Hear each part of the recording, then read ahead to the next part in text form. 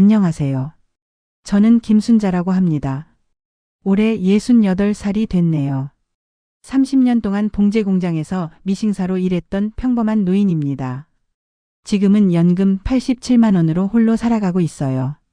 제 이야기가 누군가에게는 작은 위로가 될지도 모르겠다는 생각에 용기를 내어 이렇게 글을 씁니다.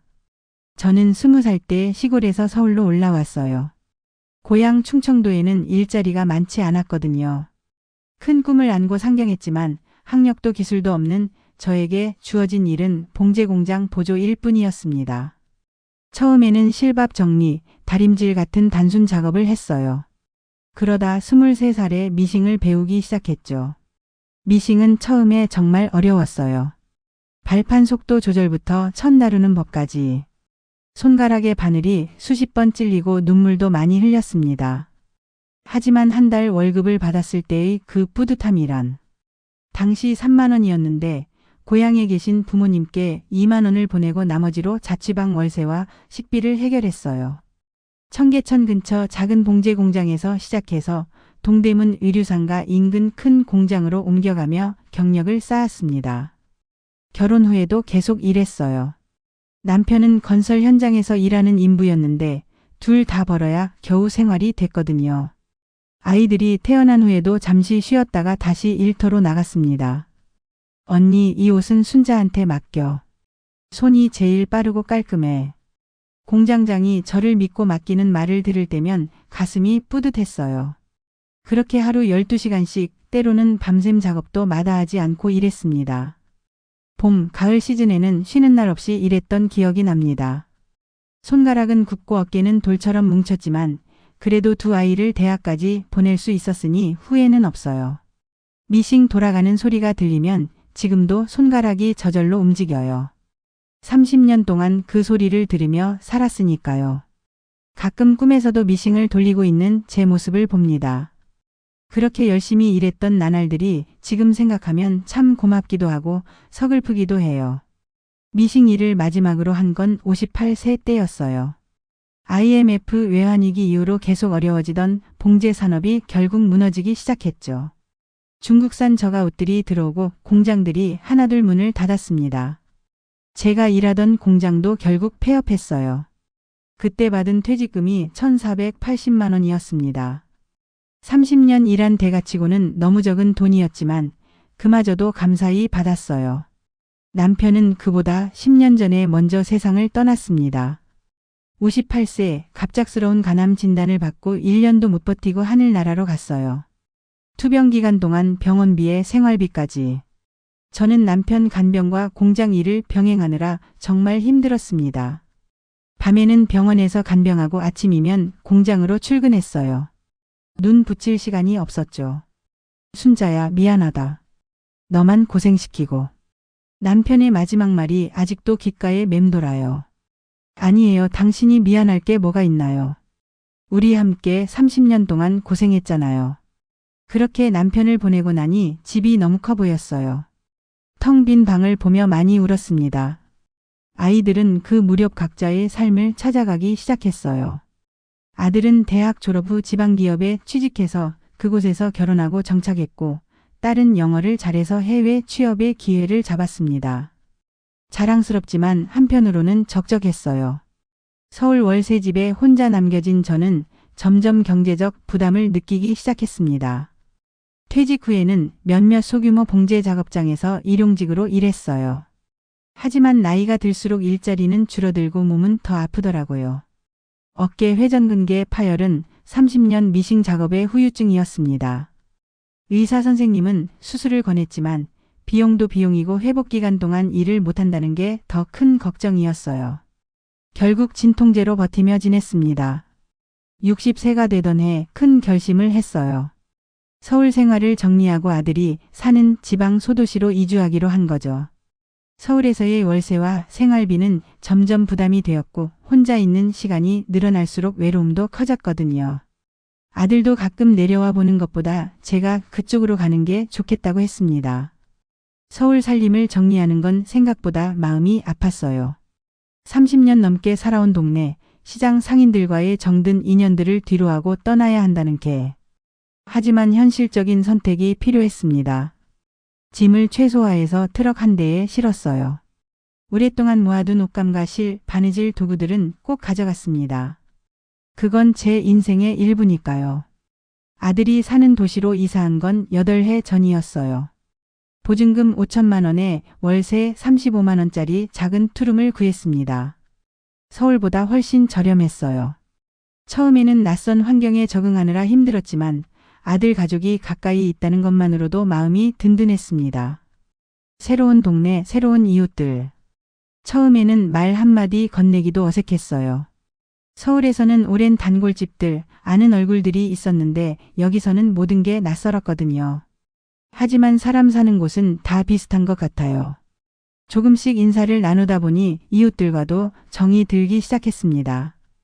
특히 집 근처 골목시장은 제 삶의 새로운 활력소가 되었어요. 서울 대형마트에 익숙해 있다가 정겨운 시장 분위기를 다시 느끼니 고향에 온 것 같았습니다. 시장 상인들은 처음엔 낯선 얼굴을 의아해했지만 제가 단골이 되면서 점점 반갑게 맞아주셨어요. 할머니, 오늘은 무가 싱싱하게 왔어요. 한 개 서비스로 더 드릴게요. 이런 정겨운 말 한마디가 얼마나 위로가 되는지 몰라요. 서울에서는 느끼지 못했던 따뜻함이었습니다. 아들 내외는 바빠서 주말에만 잠깐 볼 수 있지만 그래도 한 달에 한 번은 꼭 함께 식사를 해요. 손주들이 할머니 집에 오는 날은 정말 특별합니다. 일주일 전부터 무엇을 해줄지 계획하고 장도 보고 집안 청소도 더 꼼꼼히 해요. 손주들이 좋아하는 음식을 준비하는 그 시간이 저에게는 가장 행복한 순간입니다. 국민연금 87만 원.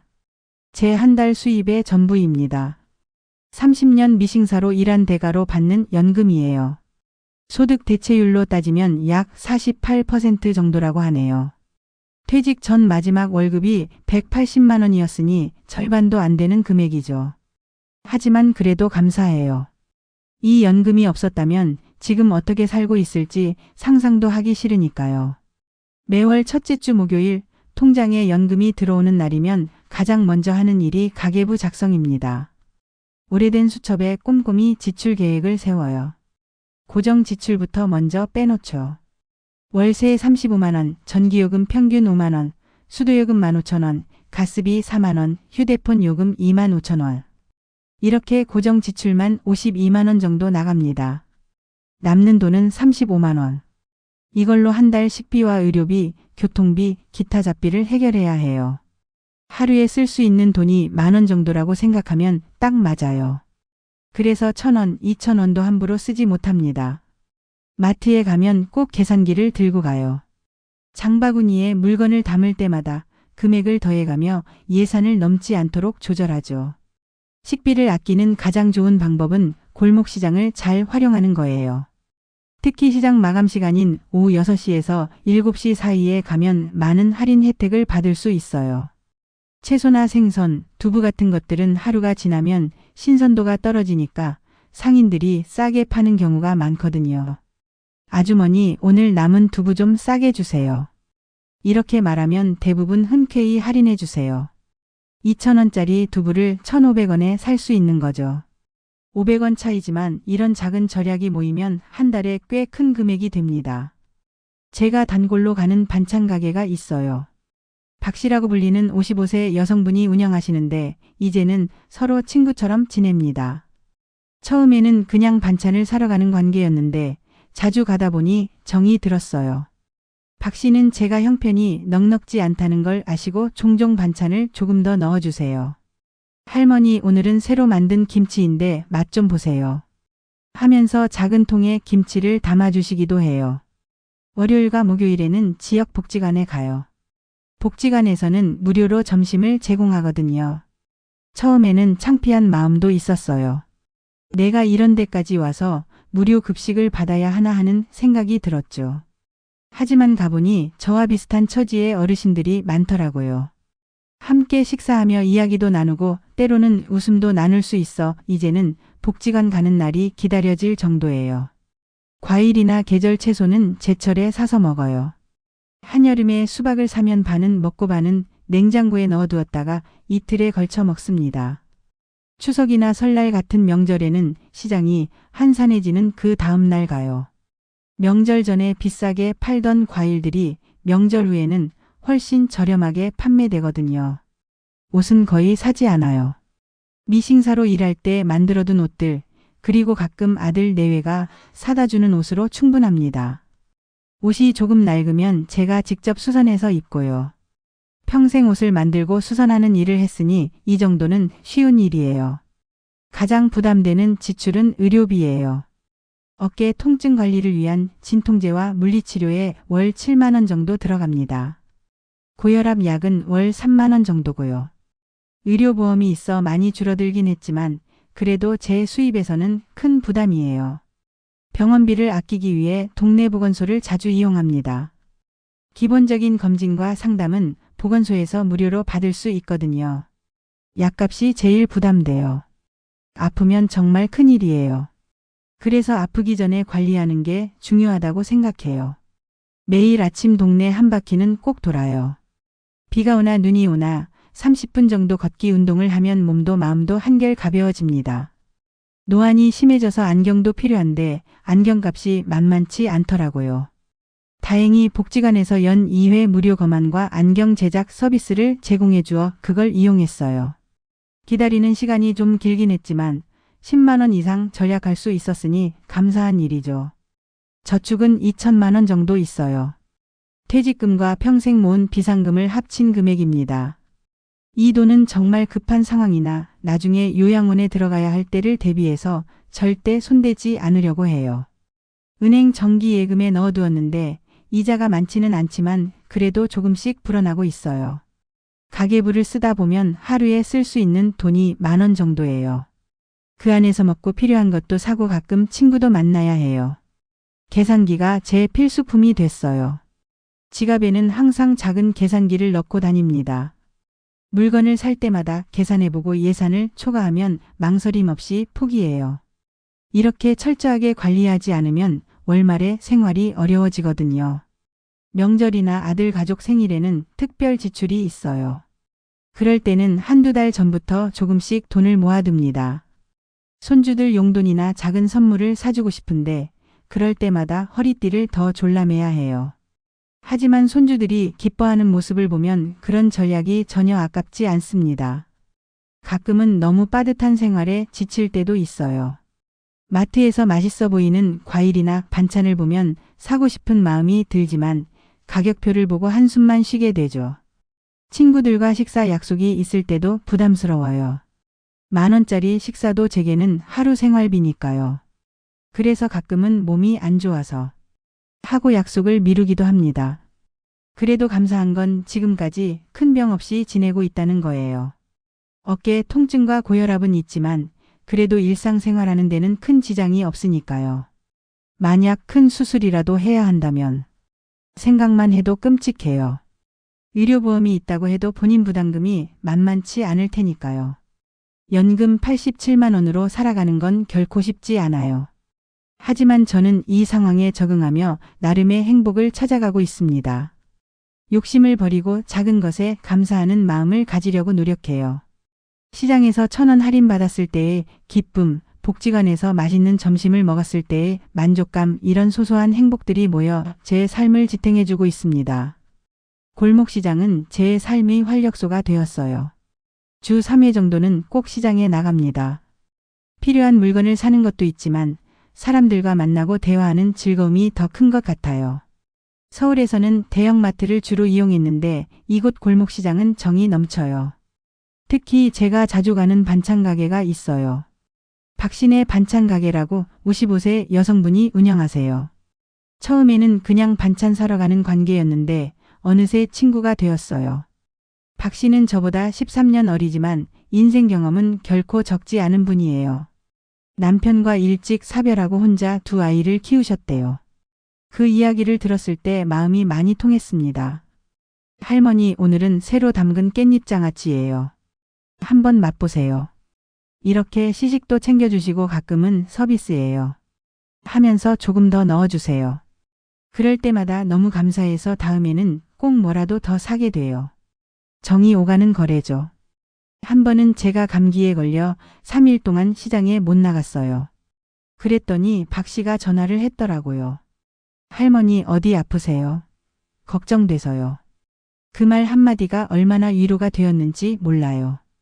혼자 사는 노인에게 누군가 자신을 걱정해 준다는 건 정말 큰 힘이 됩니다. 지난 설날에는 더 감동적인 일이 있었어요. 아들네는 시댁에 가고 저는 혼자 집에 있었거든요. 그런데 박 씨가 전화해서 할머니 우리 집에서 같이 떡국 먹어요. 라고 초대해 주셨어요. 처음에는 민폐가 될까봐 사양했는데 박 씨가 저도 아이들이 각자 약속이 있어서 혼자예요. 같이 먹어요. 라고 하셔서 결국 갔습니다. 그날 박 씨네 집에서 먹은 떡국은 정말 맛있었어요. 무엇보다 혼자가 아니라는 따뜻함이 더 크게 다가왔습니다. 박 씨 말고도 시장에는 제가 단골로 가는 가게들이 여럿 있어요. 야채가게 최 씨는 70대 초반의 할아버지인데 항상 우리 순자 할머니 왔네 하고 반겨주세요. 최 씨는 야채를 고를 때 항상 신선한 것으로 골라주고 가끔 이건 오래 두면 상하니까 빨리 드세요 하고 조언도 해주십니다. 생선가게 김 씨는 60대 중반의 여성분인데 제가 생선을 살 때면 항상 손질을 깔끔하게 해주세요.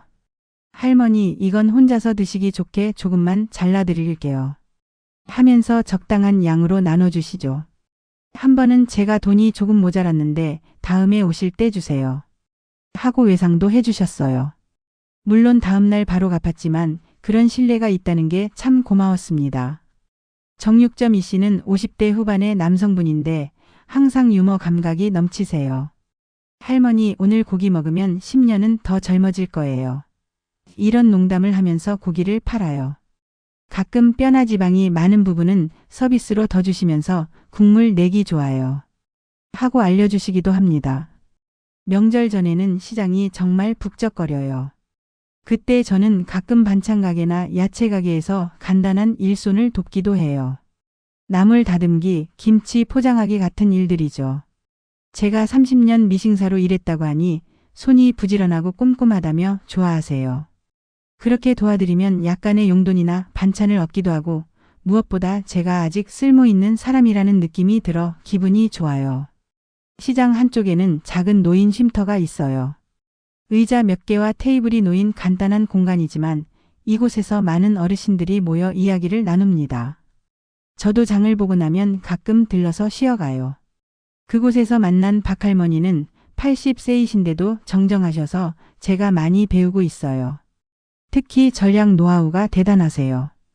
양파 껍질은 버리지 말고 모아뒀다가 물에 우려내면 감기약이 된다든지 감자 껍질로 냄비를 닦으면 반짝반짝해진다든지 이런 생활의 지혜를 많이 알려주십니다. 시장은 단순히 물건을 사고 파는 곳이 아니라 사람과 사람이 만나는 공간이에요. 서울에서는 느끼지 못했던 따뜻함을 여기서 느낍니다. 할머니 이거 할인해 드릴게요. 오늘은 날씨가 추우니 빨리 들어가세요. 다음에 오실 때는 이거 먹어보세요. 이런 작은 말 한마디가 저에게는 큰 위로가 됩니다. 우리 시장은 마트랑 달라요. 여기는 사람 사는 냄새가 나요. 오늘은 무가 싱싱하게 왔어요. 이거 할머니한테 좋아요. 이런 말 한마디가 얼마나 따뜻한지 몰라요. 대형마트에서는 결코 느낄 수 없는 정이죠. 복지관도 제 삶의 큰 활력소가 되었어요.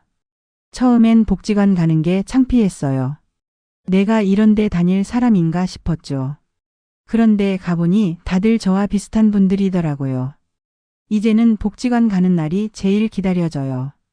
복지관에서는 주 2회 무료 점심을 제공해요. 밥과 국 3가지 반찬이 기본으로 나오는데 정말 맛있어요. 영양사가 계셔서 균형 잡힌 식단으로 준비해 주시거든요. 식사 후에는 노래교실이나 건강체조 같은 프로그램에 참여합니다. 처음에는 쑥스러워서 구경만 했는데 이제는 앞자리에서 적극적으로 참여해요. 노래교실에서 동백 아가씨를 부를 때면 젊은 시절로 돌아간 것 같아 행복합니다. 복지관에서 만난 친구들도 많아요. 특히 김할머니는 저와 비슷한 나이에 비슷한 처지라 더 가깝게 지내요. 김할머니도 연금으로 혼자 살고 계신데 저보다 더 알뜰하게 사세요. 김할머니에게 배운 전략 팁 중 하나는 세탁세제를 반만 쓰는 거예요. 옷이 많이 더럽지 않으면 세제를 반만 써도 충분히 깨끗해져요. 그럼 세제 값이 절반으로 줄어들죠. 이런 작은 팁들이 모이면 한 달에 10,000원 이상 절약할 수 있더라고요. 복지관에서는 가끔 무료 건강검진이나 법률 상담 같은 서비스도 제공해요. 지난번에는 치과 의사들이 와서 무료로 구강검진을 해주셨는데 덕분에 초기 충치를 발견해서 큰 치료 전에 해결할 수 있었어요. 만약 그냥 뒀다가 나중에 심해졌다면 치료비가 훨씬 많이 들었을 텐데 정말 다행이었죠. 비슷한 처지의 독거노인들과 나누는 생활정보와 위로가 큰 힘이 됩니다. 어느 병원이 친절하다, 어느 약국이 조금 더 싸다, 어느 가게에서 세일한다, 이런 정보들이 저에게는 정말 소중해요. 혼자 살다 보면 모든 정보를 직접 찾아야 하는데 이렇게 서로 공유하니 훨씬 효율적이죠. 한 번은 복지관에서 컴퓨터 교실을 열었어요. 처음에는 내가 이 나이에 컴퓨터를 배워서 뭐하나 싶었는데 주변 어르신들이 많이 신청하시길래 저도 용기를 내서 등록했어요. 첫 수업에서 마우스 잡는 법부터 배웠는데 손이 떨려서 클릭하기가 어려웠어요. 하지만 선생님이 정말 친절하게 하나하나 알려주셨고 6주 과정을 마치고 나니 간단한 인터넷 검색과 이메일 확인 정도는 할 수 있게 되었어요. 이제는 아들이 보내준 손주들 사진도 직접 컴퓨터로 볼 수 있고 가끔 날씨나 뉴스도 찾아볼 수 있어요. 새로운 세상이 열린 것 같았습니다. 복지관에서는 계절마다 소풍이나 나들이도 가요. 지난 가을에는 인근 국립공원으로 단풍 구경을 갔는데 정말 아름다웠어요. 버스를 타고 가면서 다 같이 노래도 부르고 도시락도 나눠 먹고 그날 하루는 모든 걱정을 잊고 즐겁게 보냈습니다. 사진도 많이 찍어서 아들과 딸에게 보내줬더니 정말 좋아하더라고요.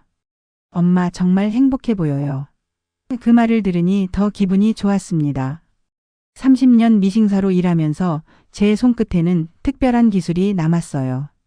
지금도 바늘과 실만 있으면 어떤 옷이든 수선할 수 있고 간단한 옷은 만들 수도 있어요.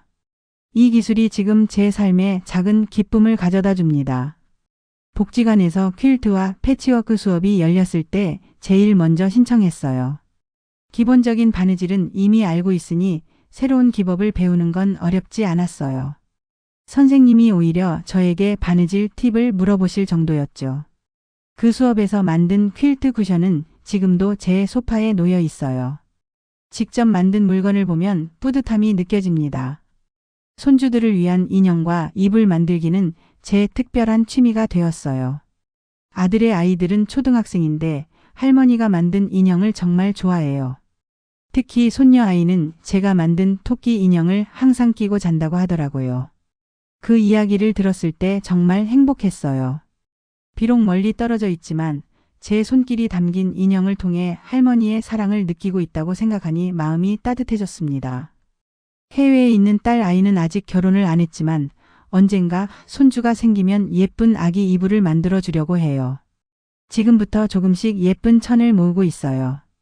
가끔 시장에서 천 조각을 싸게 파는 곳이 있는데 그곳에서 예쁜 무늬의 천을 골라 조금씩 사 모으고 있습니다. 손끝에 남은 기술이 이렇게 쓸모가 있다는 게 기뻐요.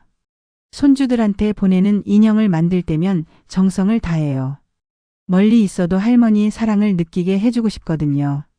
한 땀 한 땀 바느질을 하면서 손주들의 얼굴을 떠올리면 외로움도 잊게 됩니다. 이웃들에게도 종종 옷 수선을 해드려요. 단추 달기, 지퍼 붙이기, 바지 길이 줄이기 같은 간단한 수선이죠. 돈을 받지는 않아요. 대신 김치나 반찬을 조금씩 나눠주시니 서로 도움이 됩니다. 옆집 최할머니는 제가 바지 수선을 해드리면 직접 담근 깍두기를 한 통 주세요. 이런 물물교환이 참 정겹고 좋습니다. 한 번은 복지관 선생님이 행사 때 쓸 현수막 끝단을 박아달라고 부탁하셨어요. 그때 오랜만에 미싱을 잡으니 정말 반가웠어요. 손이 기억하고 있더라고요. 그 일을 계기로 복지관에서 간단한 바느질 수업을 맡게 되었어요. 한 달에 한 번 다른 어르신들에게 간단한 바느질을 가르쳐 드리는 거예요. 학생들이 제 수업을 들으러 온다고 생각하니 정말 설레더라고요. 수업 전날에는 항상 꼼꼼히 준비를 해요. 어떻게 하면 쉽게 설명할 수 있을지, 어떤 순서로 가르쳐야 할지. 마치 다시 일을 하는 것 같아 활력이 생깁니다. 반찬 만들기도 제 큰 즐거움이에요. 시장에서 저렴하게 구입한 재료로 다양한 밑반찬을 만들어요. 특히 김치와 장아찌는 제 자랑이랍니다. 어머니에게 배운 비법대로 담그면 맛이 정말 좋아요.